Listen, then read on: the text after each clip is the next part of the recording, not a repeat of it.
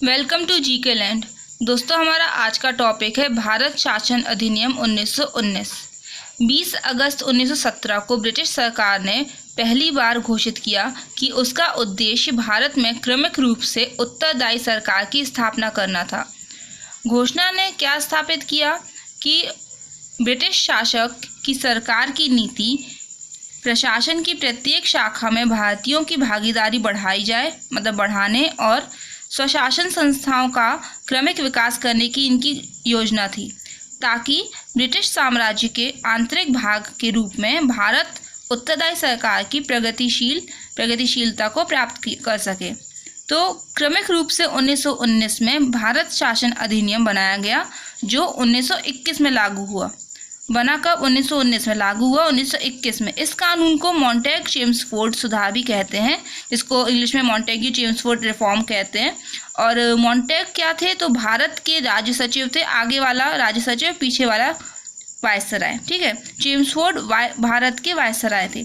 अधिनियम की विशेषताएं क्या है? Salient features. तो केंद्रीय और प्रांतीय विषयों की सूची की पहचान कर उन्हें पृथक कर राज्यों पर केंद्रीय नियंत्रण कम किया गया।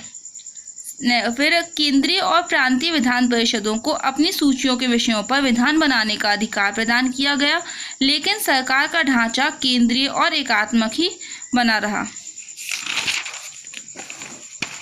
इसने 1919 के अधिनियम ने प्रांतीय विषयों को पुनः दो भागों में बांट दिया, हस्तांतरित विषय और आरक्षित विषय। हस्तांतरित विषयों पर गवर्नर का शासन था और इस कार्य में वह उन मंत्रियों की सहायता लेता था जो विधान परिषद के प्रति उत्तरदायी होते थे। फिर आरक्षित विषयों पर गवर्नर कार्यपालिका परिषद की सहायता से शासन करता था, जो विधान परिषद के प्रति उत्तरदायी नहीं थी। शासन की इस दोहरी व्यवस्था को द्वैध शासन, मतलब कि यूनानी शब्द डायरकी से कहा गया, मतलब डायरकी या फिर द्वैध शासन एक ही चीज़ है। यह व्यवस्था काफ़ी हद तक असफल रही। इस अधिनियम ने पहली बार देश में द्विसदनीय व्यवस्था और प्रत्यक्ष निर्वाचन की व्यवस्था की शुरुआत की। इस प्रकार भारतीय विधान परिषद के स्थान पर द्विसदनीय व्यवस्था यानी कि अपनी राज्यसभा और लोकसभा का गठन किया गया। दोनों सदनों के बहुसंख्यक सदस्यों को प्रत्यक्ष निर्वाचन के माध्यम से निर्वाचित किया जाता था।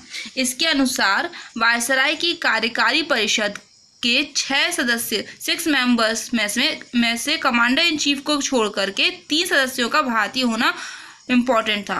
फिर इसने सांप्रदायिक आधार पर सिखों, भारतीय ईसाइयों, आंग्ल भारतीयों और यूरोपियों के लिए पृथक निर्वाचन के सिद्धांत भी विस्तारित कर दिए। इसी कानून ने संपत्ति कर या शिक्षा के आधार पर सीमित संख्या में लोगों को मताधिकार प्रदान किया। इस कानून ने लंदन में भारत के उच्चायुक्त के कार्यालय का सृजन किया और अब तक भारत सचिव द्वारा किए जा रहे कुछ कार्यों को उच्चायुक्त को स्थानांतरित कर दिया गया। मतलब जो काम पहले भारत सचिव कर रहा था वो उच्चायुक्त करेगा। ठीक, फिर इससे एक लोक सेवा आयोग का गठन किया गया अपनी फील्ड। अतः 1926 में सिविल सेवकों की भर्ती के लिए केंद्रीय लोक सेवा आयोग का गठन किया। यह भारत में उच्च नागरिक सेवाओं 1923 से 1924 पर, ये इम्पोर्टेंट है, ली आयोग की सिफारिश पर बनाया गया था सिविल सेवा आयोग। ठीक है, तो ली आयोग की ली कमेटी की सिफारिश पर। फिर इसने पहली बार केंद्रीय बजट को राज्यों के बजट से अलग कर दिया और राज्य विधानसभाओं को अपना बजट स्वयं बनाने के लिए अधिकृत कर दिया। इसके अंतर्गत एक वैधानिक आयोग का गठन किया, जिसका कार्य 10 वर्ष बाद जांच करने के बाद अपनी रिपोर्ट प्रस्तुत करना था। Okay, thank you friends, bye.